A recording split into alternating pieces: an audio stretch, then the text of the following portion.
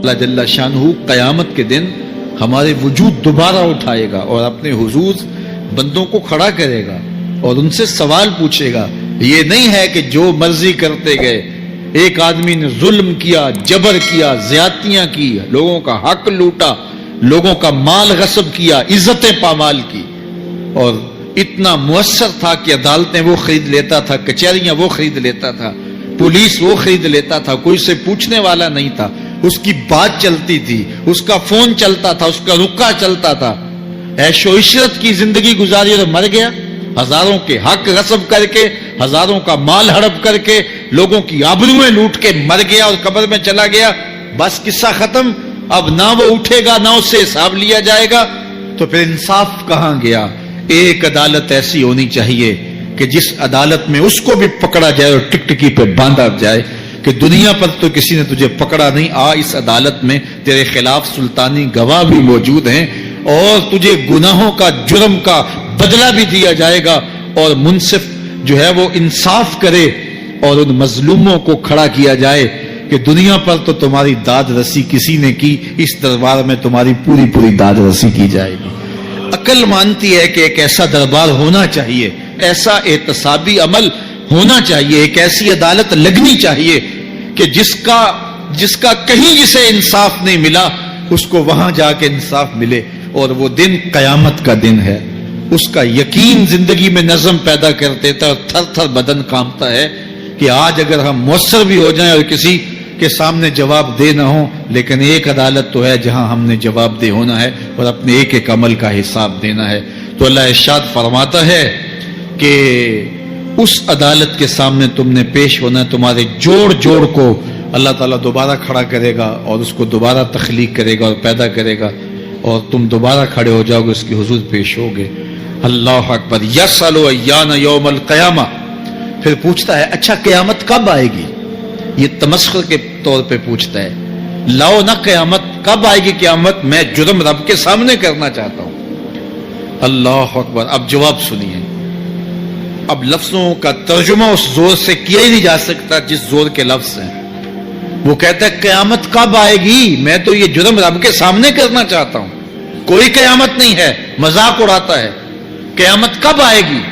آواز آئی فائزہ برق البصر وخسف القمر وجمع الشمس والقمر. جب قیامت آئے گی تو آنکھیں چندھیا جائیں گے، چاند بے نور ہو جائے گا، سورج اور چاند اکٹھے ہو جائیں گے. یقول الانسان یومئذ این المفر. آج جو کہتا ہے کہاں ہے قیامت، اس دن بھاگتا پھرے گا. کوئی پناہ گاہ ہو بتاؤ، کوئی ہے ٹھکانہ چھپنے کا، کوئی پناہ گاہ ہے؟ کلا لا وزر. آواز آئے گی کوئی ٹھکانہ نہیں ہے. آج کوئی ٹھکانہ نہیں ہے. الی ربک یومئذ المستقر. اگر ٹھکانہ ہے تو صرف رب کے پاس ہے. انہیں ٹھکانہ ملے گا جو رب کے بندے ہیں اور اس کی دہلیز پہ آنے والے ہیں. یُنَبَّأُ الْإِنسَانُ يَوْمَئِذٍ بِمَا قَدَّمَ وَأَخَّرَ. اللہ تعالیٰ اس دن بتا دے گا جو آگے بھیجا اور وہ بھی بتا دے گا جو پیچھے چھوڑا. ایک ایک چیز تشت ازبام ہو جائے گی. یوم تبلی السرائر فما له من قوت ولا ناصر. اللہ فرماتا سارے راز کھل جائیں گے.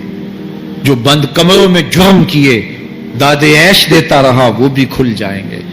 اور پھر کوئی طاقت نہیں ہوگی، کوئی زور نہیں ہوگا، کوئی زر نہیں ہوگا جو اس کو بے نقاب ہونے سے بچا سکے. اے داور حشر میرا نامہ اعمال نہ پوچھ، اس میں کئی پردہ نشینوں کے بھی نام آتے ہیں. تو وہ کتنا سخت دن ہوگا. ارشاد فرمایا جائے گا کہ جو آگے بھیجا، جو پیچھے چھوڑا، جو جرم کرتا رہا، جو نیکیاں کی، جو برائیاں کی، سب کچھ تشت ازبام ہو جائے گا. بل الانسان علی نفسہ بصیرہ. بلکہ آدمی خود اپنے حال پر اچھی طرح خود آگاہ ہے. ہم اسے نامہ اعمال کے دفتر دیں گے جہاں سب کچھ لکھا ہوگا.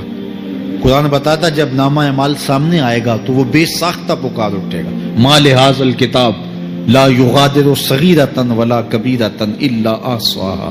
ہائے اس کتاب کو کیا ہوا، اس نے چھوٹی بڑی کوئی بات نہیں چھوڑی، سب کچھ لکھ دیا.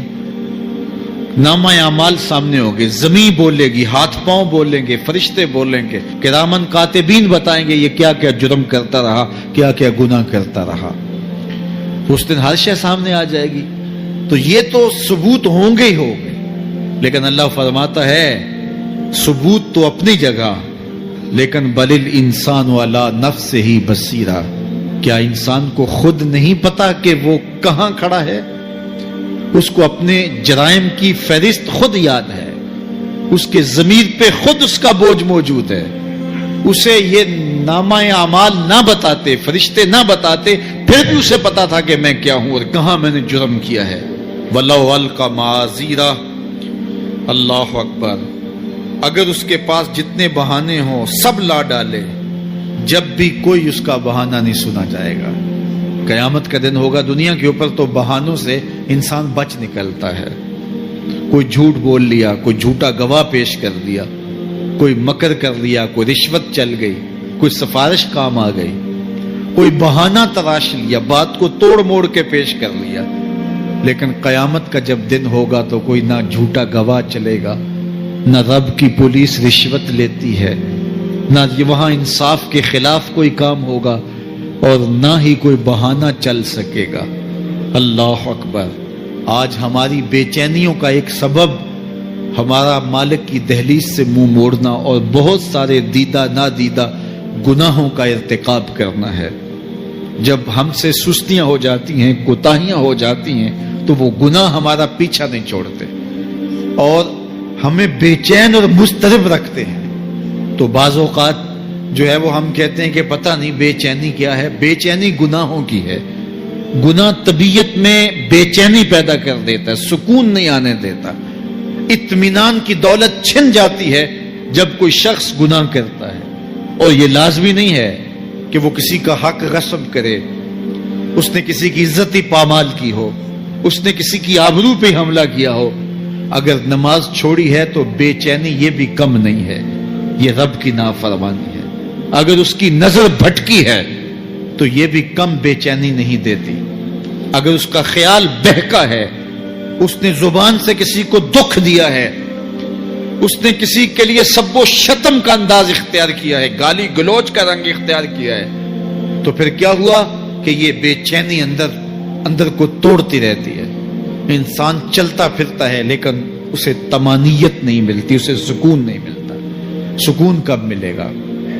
सुकून तब मिलता है जब किसी से ज्यादती की हो तो उससे जाके माफी मांग ली जाए, और इस लजाजत के साथ माफी मांगी जाए कि वो मजबूर हो जाए माफ करने पे, तो फिर अंदर तमानियत उतर जाती है। इतनी लजाजत से माफी मांगो, इस कदर रो के माफी मांगो, तरले मिन्नत पे उतर आओ, हाथ जोड़ो, आंसू बहाओ, चीखो, चिल्लाओ, रो, उसकी दहलीज से लिपट जाओ, उससे अपने गुनाहों की माजरत करो।